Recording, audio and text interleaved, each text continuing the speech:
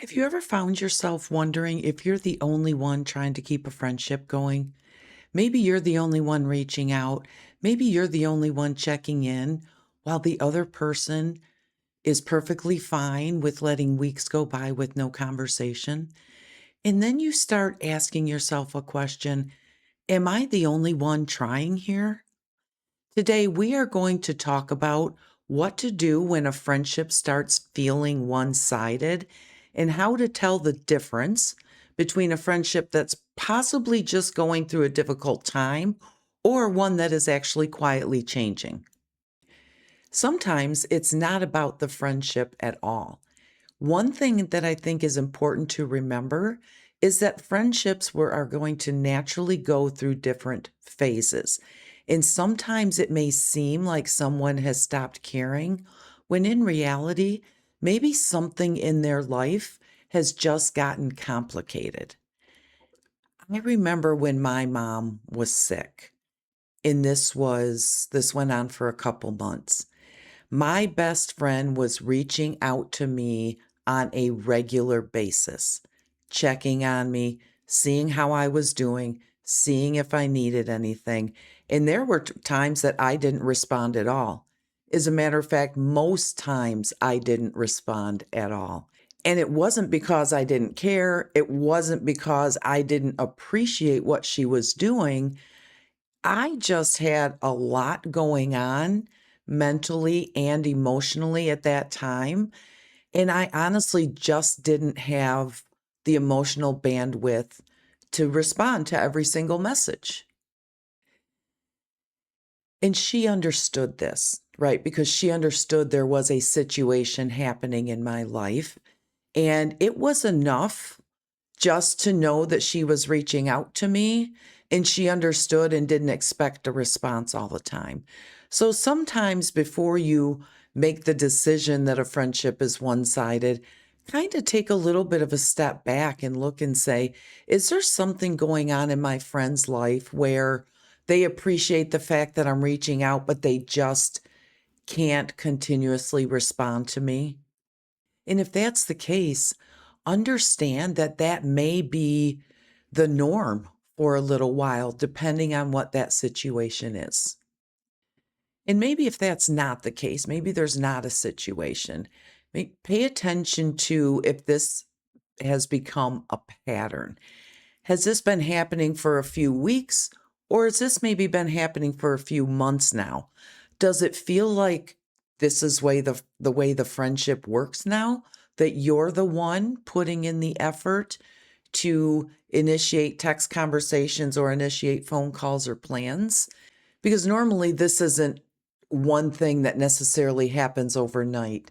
This is something that's going to happen over time where you start noticing these little things, less responses, less hanging out together, less conversations, and things like that. And so keep your eye on that. If it becomes a pattern of you always being the one to reach out and not getting a response, and are you always the one restarting the conversation maybe after it's been quiet for a couple weeks? And then maybe you realize after a while that if you weren't the one doing these things, then nothing would happen. And that's also important to recognize as well. If you do realize that this has been a pattern over a period of time where you feel like you are the one trying harder, maybe take a little bit of a step back and stop trying so hard for a while. Now, this is where a lot of us are going to struggle. And we're going to struggle with this because we value our friendships. We value our relationships with our friends. They mean a lot to us, and we want those friendships to continue. But when a friendship starts feeling a little different, it might just be our normal instinct to keep trying harder. But maybe it's time to just stop trying so hard for a little while. And sometimes during this time, the best thing you can do is take a small step back. This is not to punish your friend. It's not to test your friend, anything like that. It's just take a little bit of a step back, maybe not try quite so hard and see how things progress from there. Let's see what happens when you stop trying as hard as you have been and you've been getting no reciprocation from the other side. And when you take a step back and you stop trying hard to make that friendship work and make those connections happen, you're giving the friendship itself a little bit of room to breathe. And this is going to probably be a very hard part as well. Again, for the same reasons. Our friendships are important to us. When you stop being the person that keeps everything moving, you're giving the friendship a chance to show you something.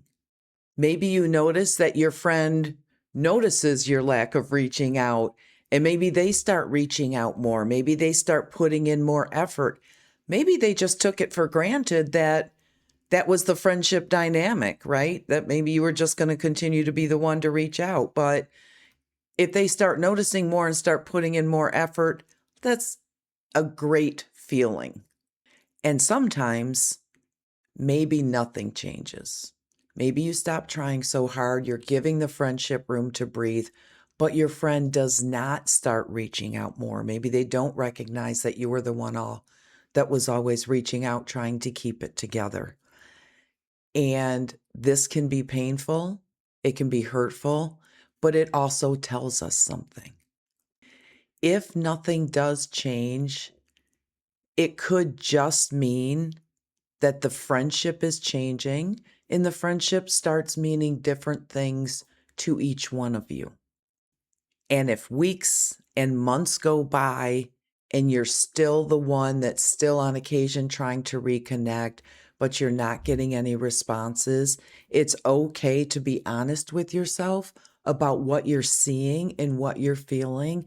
And that's going to allow you to make a decision for yourself on that friendship. Because let's be honest, being the one to reach out all the time and missing the connections and feeling like the friendship is one-sided and you're the one putting in all the effort, it can be very sad because our friendships are valuable to us. But it can also cause stress and anxiety, especially if you feel that you're losing that friendship, right? It can be very stressful for someone.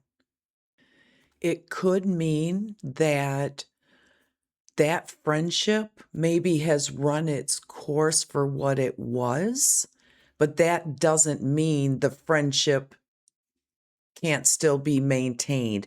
It just could be maintained at a different level. You might not be as close as you used to be, but that doesn't mean you still can't be friends. And I think that's one of the choices that you will find yourself coming up against if, in fact, you feel that you are definitely the one always reaching out in this friendship and you're not getting it reciprocated after you've taken a step back and after you've stopped trying so hard. I think one of the hardest parts of friendship is accepting that you can't always be the one to keep it going. The other person has to choose it also. And sometimes the clearest answers come when you stop putting in all the work and give the friendship a chance to show you where it stands. And sometimes when we're always the ones reaching out, we feel like we're always the ones trying to keep the friendship going. Something else can start happening as well. You may start feeling some resentment in the friendship or some resentment towards your friend. If you've ever found yourself feeling unappreciated or wondering why you're the only one putting in all the effort, watch the next video because we talked about when resentment starts building in a friendship and what you can do about it before it causes more damage. I would love to hear your experiences in the comments if you would like to share. We will see you in the next one. Peace.